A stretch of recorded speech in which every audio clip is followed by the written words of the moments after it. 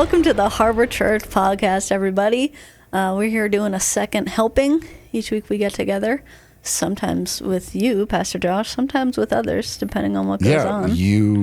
You just hurt me by telling me that people prefer the episodes with not me. I'm just passing along information. Listen, the two friends that you have that you probably pay to be your friends, their opinion on who you have as your co-host and whether it should or shouldn't be me doesn't matter. Bold of you to assume I have two friends.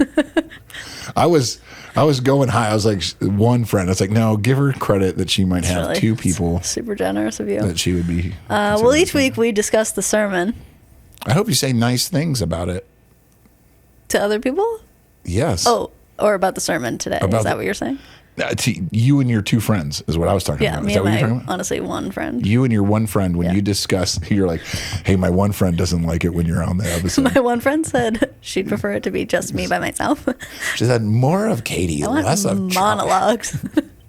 I would run out of content in 1 minute and 30 seconds. I would love to hear a Katie Rose, deep thoughts from Katie Rose. Yeah, the joke's on everybody else. I really have very little to say. No, you just play off of a lot of my stupidity, and it makes you look really smart, which is good. I mean, Abraham Lincoln said, just be quiet and people won't know how dumb you are. And I live the opposite. Which actually ties right into this weekend's message. Yes, it does. Yes, intentionally or not. Yeah, so we had a message, still part of our cool games series. Mind games, Mind game series.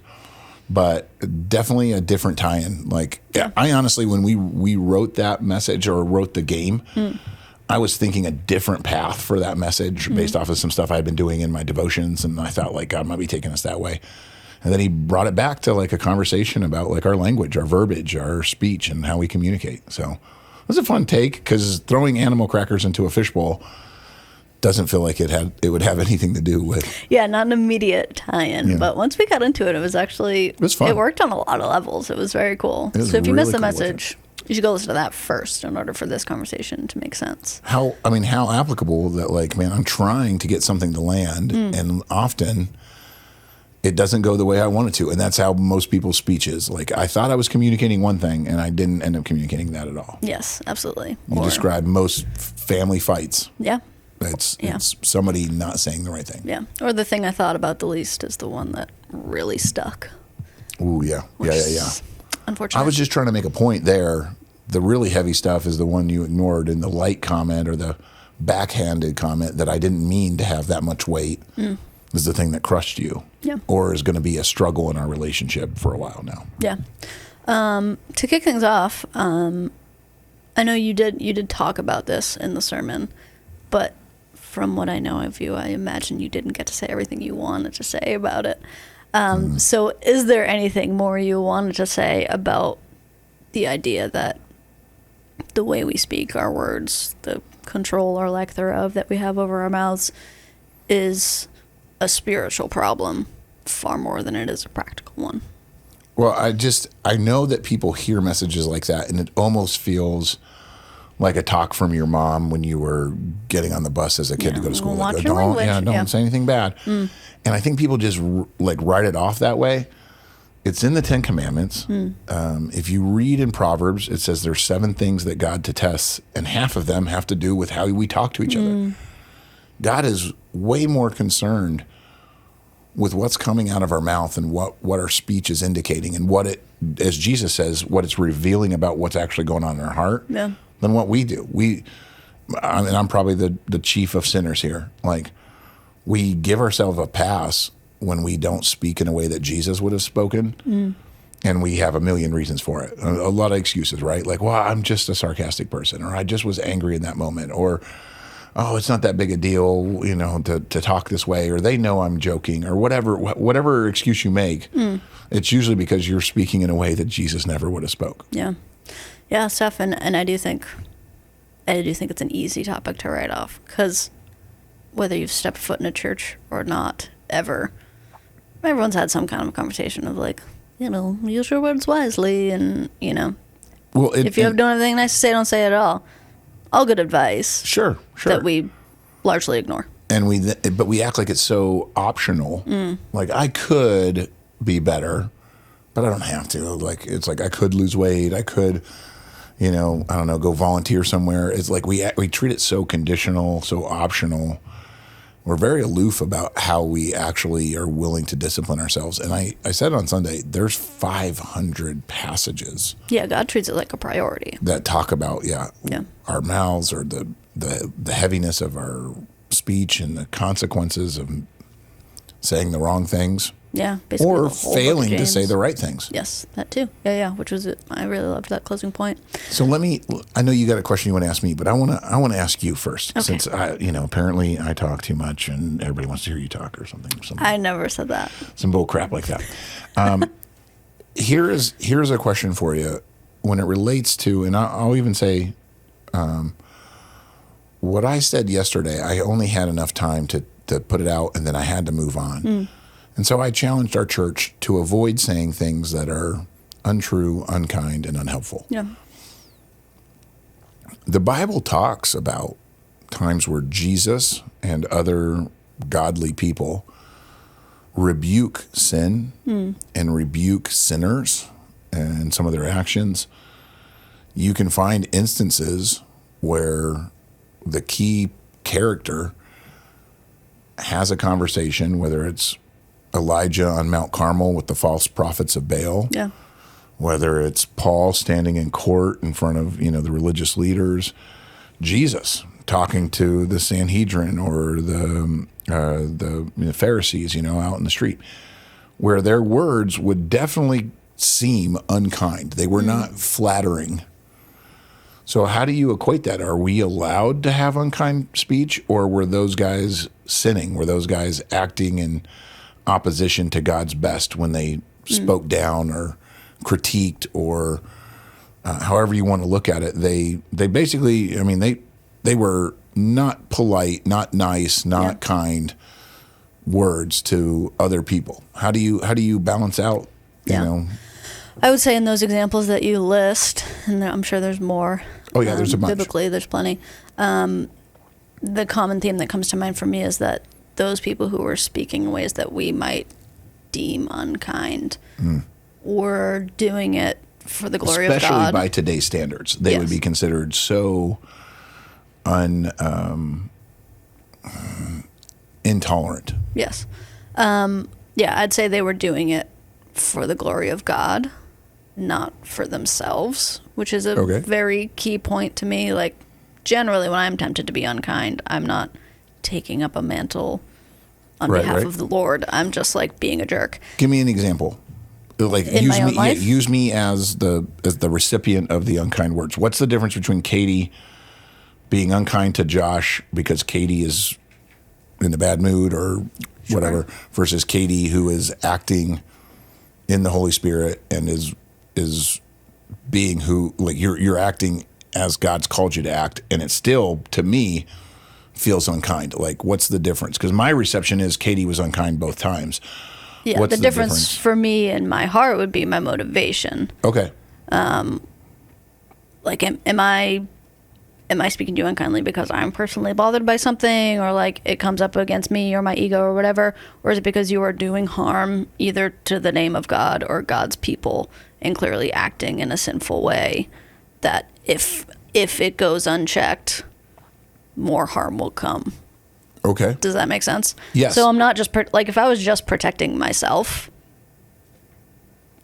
and being mean about it, like, I don't think that's glorifying to God. But let me push back, because I think you're right in saying motivation, but I think that will become a cop-out for people, because everybody will then claim their motivation was different from the perception. Like, if I call you out, like, oh, you're a real jerk. Oh, well, my motivation wasn't to be a jerk. Like, I don't know that anybody would say their motivation. I mean, very rarely was somebody trying. Sure, to and be rude. I don't think anyone's motivation is ever to be rude, but you know the difference. We live in New England. There's definitely people who sometimes are trying to. But you know the difference when if you are speaking to somebody, if you are speaking to them in order to protect yourself and your own interests, or if this is a clear, the Lord is not pleased with this, and I am in a position where I need to call it out. And those are two very different motivations. So, And sure, someone could lie about that, but that's between them and God. so is that the key defining characteristic between rebuke and being a jerk, or just being rude? I would say so. Yeah, I think so. I think it's important for us. You clearly have an answer yourself. No. It's something I was thinking about most of yesterday. Yeah, I think like Elijah on Mount Carmel isn't up there saying, I'm the best prophet, listen to me, I'm the good guy. He did have his own issues that came out after the fact, but he's up there because these sacrifices are being made, and the people of Israel who have been set apart to glorify God and make him different are going in the wrong direction. And he has been called to that time and that place to be the representative of God in that place. And he knew, this is what I'm here for, to call these people out and stop this sin in its tracks, to protect the nation of Israel. And see, this is where I would say in the list of untrue, unkind, unhelpful, the unhelpful piece actually helps me determine that unkind piece, because there's often times where things do not feel like the words that I want to receive. Like, Sure. Somebody will say something, and I can just go, oh, it's unkind. You should never say that to me. Yeah. Well, just because I perceive it as unkind doesn't mean it's actually unkind. Because if I love you, Katie, and you're a friend of mine, you're a person that like actually matters to me, and you're going off a cliff, you're heading towards a really destructive path, it's not unkind for me to tell you you're wrong. Yeah. It's not unkind for me to tell you that that is not God's best for your life. It's not unkind for me to tell you, hey, I'm really worried about you, and this is the wrong person to date. This is the wrong path to go down. This is the wrong attitude. This is the wrong habit. You know, like, in my line of work, I'll help families with interventions, you know. An addict will often assume the intervention is very unkind. It's a rebuke. It's calling out what's broken so that it can be addressed and fixed. It feels unkind because you have created a narrative where nothing is broken. So now in your mind, and this is where a lot of people have become delusional, if you rebuke me, if you point out what's broken in my life, and to your point, your motivation is because you love me, not to embarrass me, not because you think you're better than me, but you genuinely want better for me, which is the case for Jesus in the Bible, or Elijah on Mount Carmel, or Paul in the courts. I want better. I want there to be better. That's a motivation of like, I care about you.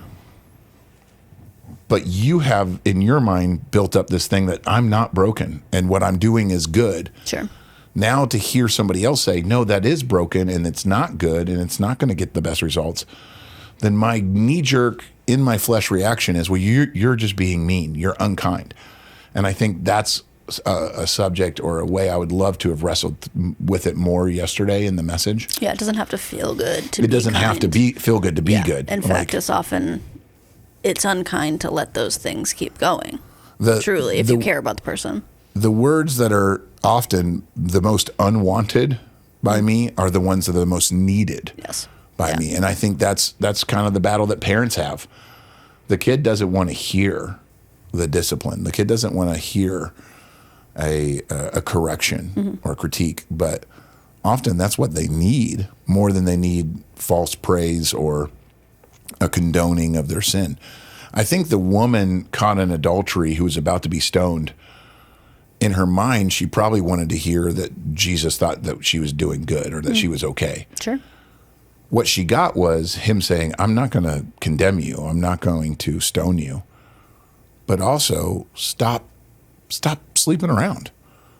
And what the world, if you modernize that story, what the world wants is they want Jesus to say, it's okay that you're sleeping around. I still love you. Yeah. And that's not what Jesus says. He says, I love you. Stop sleeping around. Yeah. And we want half of that equation. We want the grace, but we don't want the truth. And often truth feels unkind. What I meant when I said don't say things that are untruthful or unkind, I meant don't go out of your way to gossip. Don't go out of your way to tear somebody down. Sure. It's not unkind to give somebody a truth that sets them free. It just may be unwanted. Well, yeah, and I think the examples you're using are a lot less.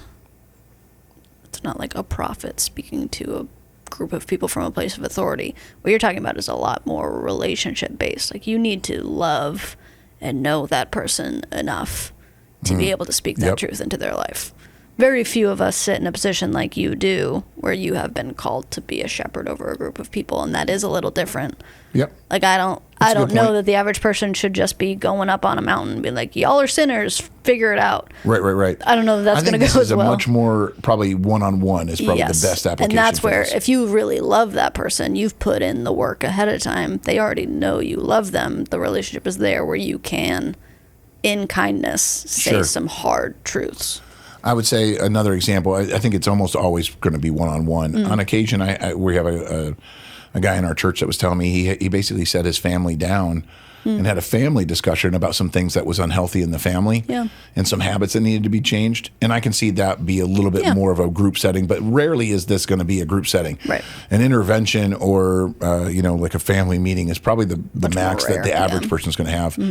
And most of this should be done one-on-one. Yeah. And like we talked about yesterday, face-to-face.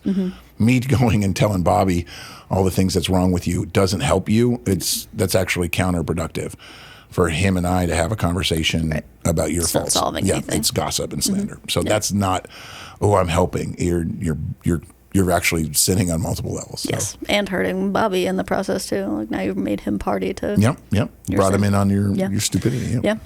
Well, I like to make it personal because that's what we're here for. Come on. I just wondered, like, in order to get a little more practical with it, you talked about a lot of different areas where we all struggle with our words, whether that is lying or being unkind, or there's lots of examples we could get into. Where do you feel like you struggle the most, and then how are you actively inviting God in to try to combat that? Oh, you just want me to put my dirty laundry out there? Yeah, I'll do it too if you want. Okay, you have freedom. You have to answer your own question. Yeah, that's fine. Honestly, Katie, I wish I could say there was just one. I mean, there's a lot of areas. Sure, yeah. I don't think I've gotten any area completely under control. But what comes to mind, even as you were asking me the question, I know that I speak negativity into situations that don't need it. And I justify it by telling myself and telling others that, like, I'm trying to be helpful. Sure. And I think that our culture has magnified this, especially with our obsession with news and politics, that everything needs to be reported on, everything needs to have an opinion about it. And because we watch news channels where they give us an opinion on everything that's happening, we have in turn made that, well, this is what I'm going to do at work. That's how we communicate. That's what I'm going to do at the dinner table. Like, did you guys see what was happening on the news? Did you see what came across your cell phone ticker? All right, let's all give our opinion on it. Yeah. And my opinion often is negative, and that's a problem, one, in my own heart. And I will say, I'm a realist. I'm just looking at it really. Well, honestly, there's a cynical part of my heart where I analyze things, and I'm like, well, here's 12 ways that can go wrong. The faith in my life has to also be willing to speak hope, where it's like, yes, it does seem poised for destruction or for a problem, but we have a God who's bigger than this. So let's speak about what God might do, and let's just have faith that He shows up. I forget to speak that part out, and so I'll often speak the negativity. I'll also speak the concerns. And I have some friends that do it, and when they do it, I'm like, dude, can you ever give me any hope or anything? And I'm like, I just know it's going to be a downer. Now, that goes directly against what we just said. Sure. Like, rebuke and correction sometimes feels like, oh, you're only pointing out the bad things. Like, what if the person I'm dating is my true love and they're the best person for me? Okay, maybe they could be one day, but currently today, you two should not be dating. That might be bad.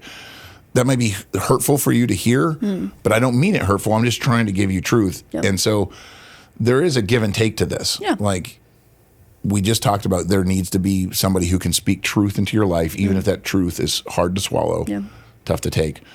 But then all of us don't have to be the truth warriors that at all times. Just poo-poo on everybody's party because I'll tell you all the things that are negative. And I do that a lot. Yeah. I do that a lot. So what do you do about that? Because to give you some grace, I also think there is a there's a positive side to that same coin where you are wired to see the problems and also want to help solve them. I don't think you're just like, everything sucks, bye. I think God has given you some gifts in that area where you see the flaws in an area and have a heart to improve them.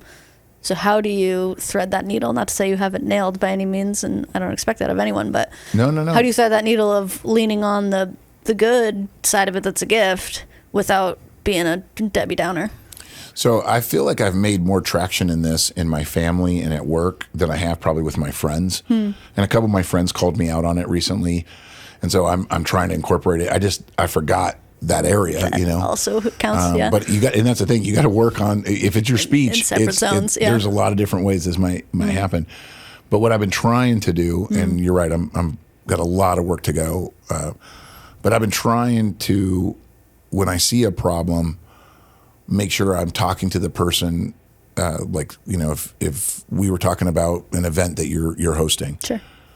I want to speak to the goal and the vision that you have before I speak to the problems and flaws and ways it could be better. And then there's also that part, and it's kind of like, what level of friends are we?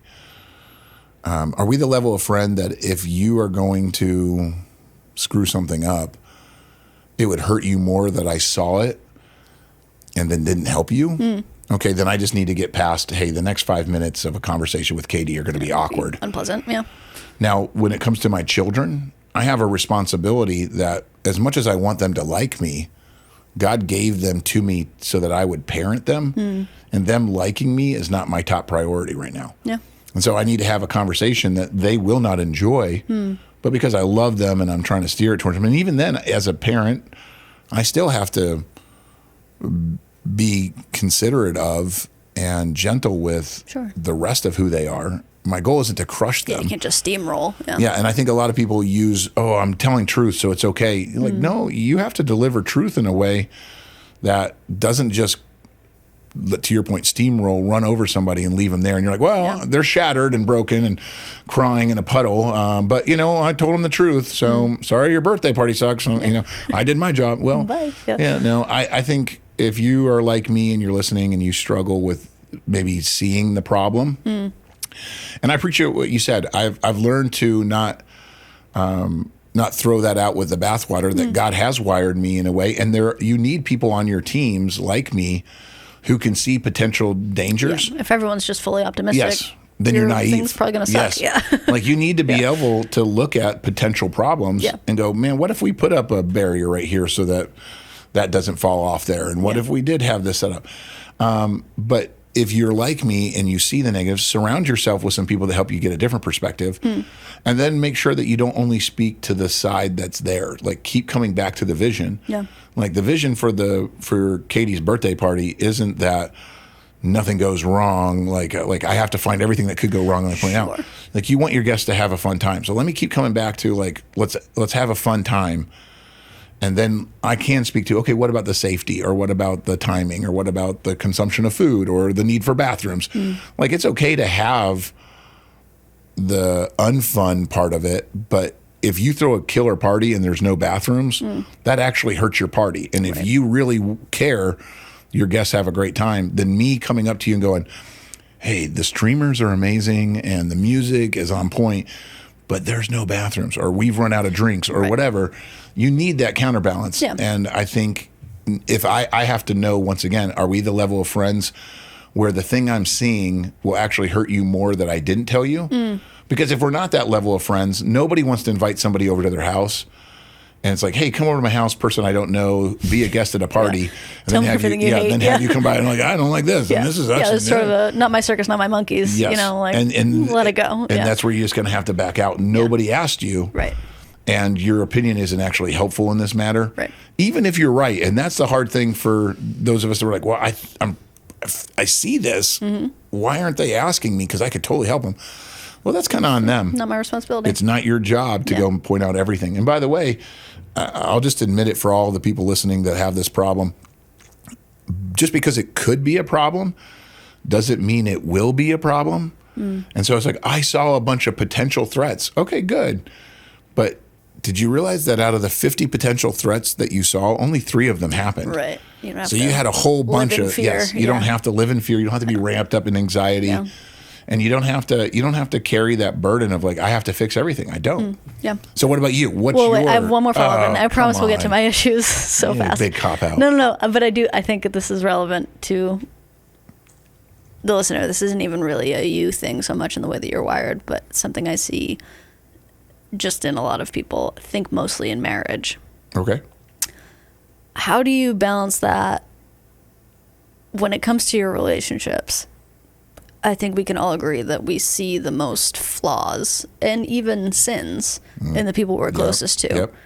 How do we Family, lovingly call them out on those things without it just being a daily, like, here's where you suck and here's where you suck and nagging and, like, Yes. how do you love them well without it just being a constant slideshow of their issues? Well, what hit me on that is, as you said, as a pastor, my goal is to be a shepherd. The difference between a shepherd and a cattleman, like a cowboy, is you drive cattle. Yeah, and you say yeehaw a lot more. Yeah, you see, It's the main spit some difference. chewing tobacco, whatever, whatever the thing is. But you walk in front of sheep and you build a relationship where they trust you. Like if you walked out to a herd of sheep, they would probably scatter away from you. Understandably, they don't know me. Yeah, and if you started walking towards fresh water and better, they don't trust you enough. They don't have a relationship with you to go like, oh, They she's don't got care our what best. I'm doing. Yeah. So as a shepherd, you pour in to your sheep and they trust that with you, they get fed, they get rested, they get the best. And now if you lead them, not all the time, but your odds of them following you increase as they feel bonded to you and have experiences where they trust you. I think it's the same way with family and friends. Like if Katie only ever speaks into my life all of the brokenness about me, and she never leads me to a place of healing or rest or comfort, like there's no part of our friendship where my tank is filled. All you do is poke holes in my tank. Not that I need people in my life that bring me truth that I don't want to hear. But I'm not going to receive that from you if you don't also put something in the tank. And I think that's where we forget in this. Like, I need to, man, I really have a family member I want to help. I really got to say, yeah, you need to have some hard conversations. And what we talk about here, Katie, and you can speak to it to the listeners, everybody needs to be challenged, but they won't receive challenge until they've been known and loved. Yeah. So like, yeah, I need to be told like things that I can't see. Just make me wiser to the dangers around me. Yeah. But I will put up a wall to you if that's the only kind of interactions we have. Right. Because at some point I'm going to go, you don't see the real me. You're just looking at all the things that could go wrong. Right. And I would add even to your shepherd analogy, you can't lead people where you're not willing to go first. I have a much harder time taking challenging advice from someone who isn't working on themselves at all. Yes. Especially in whatever area they're trying to point out. Oh, I think I shared this illustration. I had a fat coach one year when we were playing sports. This was one of the assistant coaches, but he was so fat and he would yell at us and blow the whistle and tell us how out of shape we were. And we were all, young guys and super in shape. And you're just watching this guy telling us, run faster, jump higher, and you're just kind of going, okay. I mean, I'm listening to you because you're the coach and you have the position, but none of us felt like even if what you're saying is right, credibility. I can't hear it. It's just giant eye rolls. How many people doubt the truth of what you're saying because there's no demonstrated movement on your part to go that same way? That's a great point.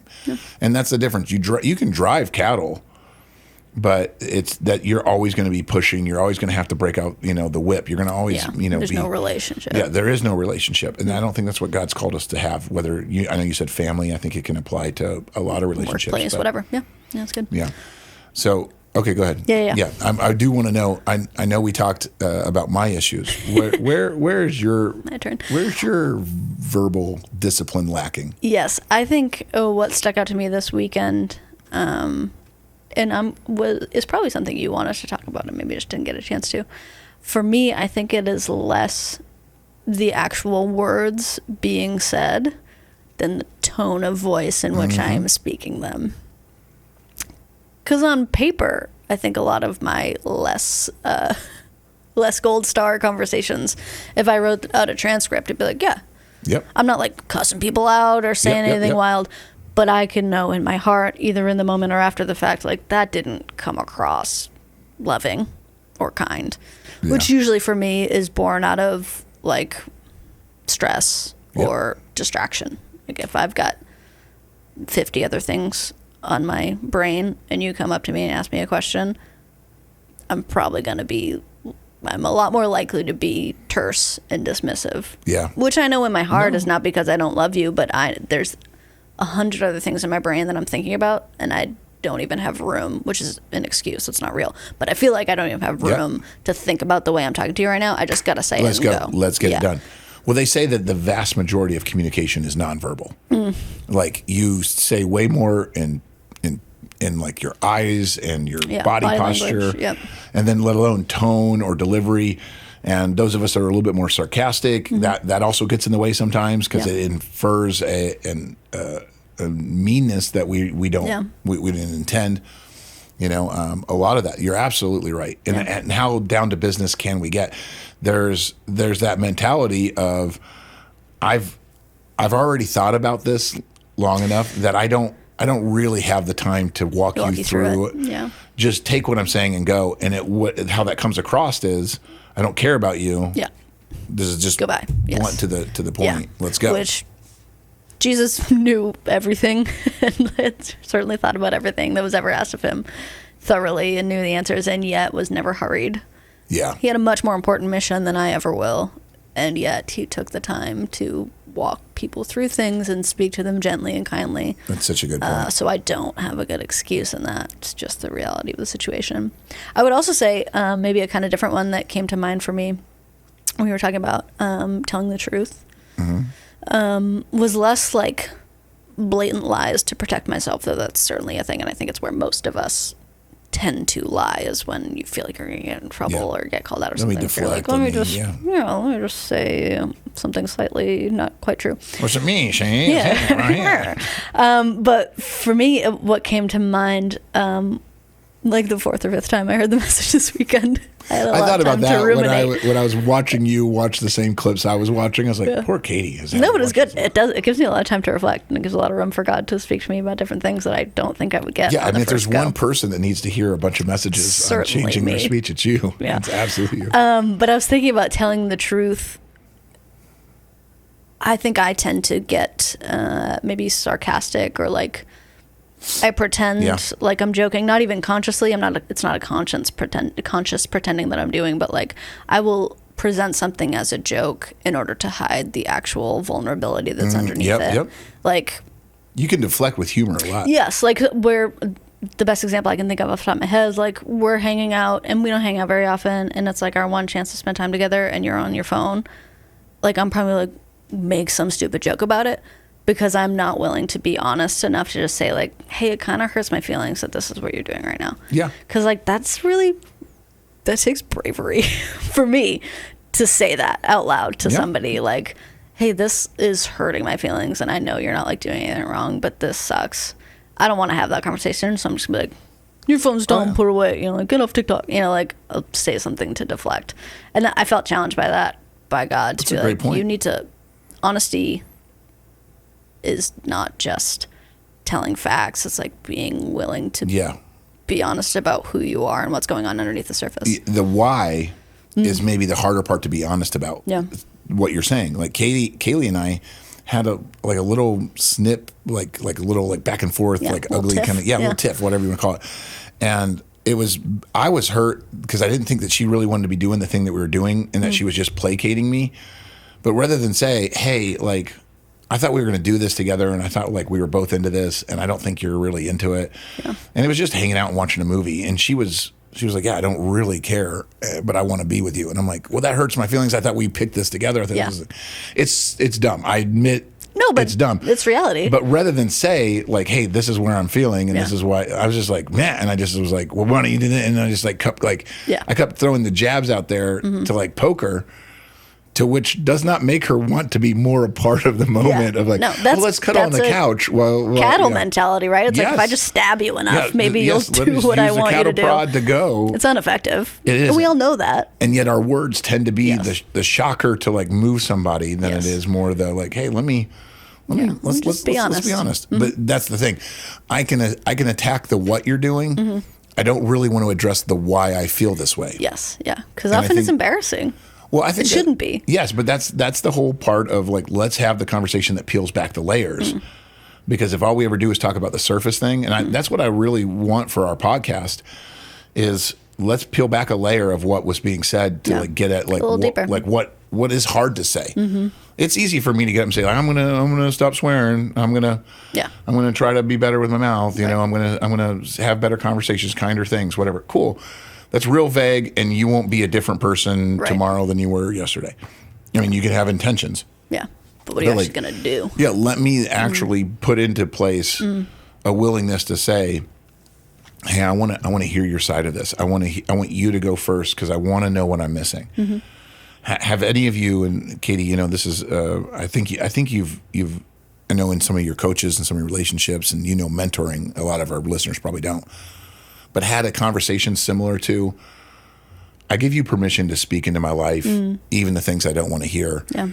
And I can tell you right now in this moment, please tell me the thing that I probably will get mad at you. Even if I don't react in that moment, I need you to love me enough and hear me today saying, I know I need more than what I'm getting and what I'm receiving. And if my bad attitude or my defensiveness is what's keeping you from being able to speak into my life, please don't let it. Yeah, please hear it. You have my permission. Yeah. And you can remind me of this. And different people have like different ways to go about it. Yeah. But giving somebody permission to have that and asking them, inviting them in. And I think you need to be careful. You invite somebody who's weak, they're probably just going to be like, oh, no, okay. You're good. Yeah. And if you invite somebody who's a jerk, you're probably going to get tired of that too, because you're like, all you've done is tear me down. Yeah, you got to choose wisely. Someone who's in a spiritually healthy enough place. So let's end with that, because I know we're getting close to time. What's the difference? What's the difference in you being or in you picking, and you can go either side of this coin, somebody who you want to have speak truth into your life, and also like that person who you're not going to push them out after they do speak truth into your life? Like, how do I get to a place where I can speak into Katie Rose's life and let her hear some of the things she doesn't want to hear? Yeah. But then also still get invited to her birthday party. Yeah. That's a good question. Yeah. Oh, I actually, Pastor Ron did a little teaching on this at Regen a few weeks ago, and I thought his point was really interesting. That I think sometimes we want one person to fill that entire role, to speak into every single area of our lives, when really we should have a few different people to speak into different things. Like, there are areas, and you know, if you're a parent, maybe there's a mom or a dad that you see who's ahead of you in that area, who's the kind of parent that you want to be, who's following after God and raising their kids in that way. Then ask them. And if they're a loving person that you trust to speak into you in that way, great. That might not mean they're the person you should have speak into your life when it comes to finances. You know, like, we're all wired in different ways. We all have areas where we're doing well with God, and we all have areas where we're weak, and might not be one person that can just be your one mentor for every single area. But the heart of it, I think, is more just, do you trust that this person actually loves God and loves you enough to put your feelings aside with your permission and to point you to truth with grace? Yeah. Yeah, that's a great point. That's a great way to look at it. Do you find that when you're on the other side of that, you being that for me or for somebody else, what do you find is the struggle? Like, what's the internal debate that you have fulfilling that role in one of your close friends' lives? Yeah. I think for me, I struggle with timing of it. Like, it may be too much so, but I want it to be in a setting where, like, I can kind of set the tone, and we'll have proper time to discuss it and to get into it, and I can very clearly come at it from a place of love. Like, I don't ever want it to be like a drive-by. Yeah. You know, like, hey, by the way, you're bad at this. See you later. You know, like, I want to be able to have an intentional conversation, and for them to know coming in, to whatever degree is necessary, this is not just us hanging out. Like, we need to have a real conversation so they can kind of prepare themselves. And that's not always possible, and I think sometimes it hinders me. But I think it is overall wise to have that level of intentionality, to not just be like spitting truths out casually whenever you feel like they've occurred to you, you know, and prayerfully more than anything. A teacher once told me, he's like, that's the difference between wisdom and discernment. Wisdom is like, I need the knowledge of what's right and wrong. Like, I want to know the right thing to do. Discernment is the timing of it. Like, I can know what the right move is, but if I do the right move at the wrong time, it can be damaging. It becomes the wrong move, And then that goes, and what you said also goes back to, like, I don't want to always be the person who challenges you. If every conversation that Katie Rose and Josh has is a sit down, like, get ready. Here we go. Yeah, let's come to Jesus. Like, now I'm going to stop hanging out with you. Yes, like the dread, the pit in my stomach about having to have a tough conversation, that sucks. If we have the tough conversation and it's like, man, that went really well and things are going to be so much better, even if it was tough to receive, okay, here we go. I don't want a bunch of those back to back. Like, work in one that's like, hey, let's watch a movie and, you know, like, let's just go out and grab a bite to eat, friends, you know. yes. Because if I got to get a challenge, every once in a while I need to be known or loved too. And so if you're looking at it, and this would be different if you're listening to this and you're like a paid, you know, counselor or psychiatrist or something. Short of that, most of us are just trying to be good friends, good parents, good siblings, you know. Make sure that you're building in opportunities to speak life into them, because that's where the words that are hard to receive carry more weight. Yeah. I'll go deaf to your correction if it's just, even if it's really good stuff. Yeah. I could only receive so much of that without something else. Like, put that thing in a sandwich, you know? Yes. And give me some love on either side. Yeah, give me some love on either side of that to like kind of ease some of the nonstop, you know, correction, critique, you know? Like, I need it, and in a moment of maturity, I can receive it. But not every single moment has to be that moment. Yeah. And I think that's a hard thing for parents. And you and I are at the age now where we can speak into our parents as children speaking back into our parents. Yeah. But even then, like, you know, tease your mom, tease your dad about being out of touch with technology. But at some point, also just love them up a little bit. Just be nice to them, like, yes. Like, because it sucks to know that you're losing touch with you know, what's trending. But it's coming for all of us. So, so like, be gracious to the people that you would want, the way that you would want them to be with you. So it's a good chance for us to use our words in a much better, much more productive way. Yeah, good stuff. And continuing in Mind Games next week, and I'll have a special guest on the podcast. Yeah. The next one, the next two, the role of Katie Rose inside the videos they're gonna be different. From what it is this week, especially going into how I portray you in 2 weeks. Yes. I'm just letting you know, so you can prepare. To see what that means. You can prepare yourself that I tend to use you in a very positive way in their tasks, and how like you represent help and like clarity and stuff. But maybe not. Maybe not. And this week it's good. This week you're still a good guy. Yeah. But just so you know, in 2 weeks you're not probably more true to character anyway. So I'm here for it. Yeah. I say that so that you can have a pit in your stomach for the next. Thank you so much. You know, you're like, well, it's done. I love a healthy sense of dread. You know, I just want to put a little teaser out there. The next we only have 3 weeks left. Yeah. And they're all going to be good ones. I think we're kind of building on the fun of this series. Yeah. So looking forward to it. Me too. All right. Thanks, guys. All right. See you next week.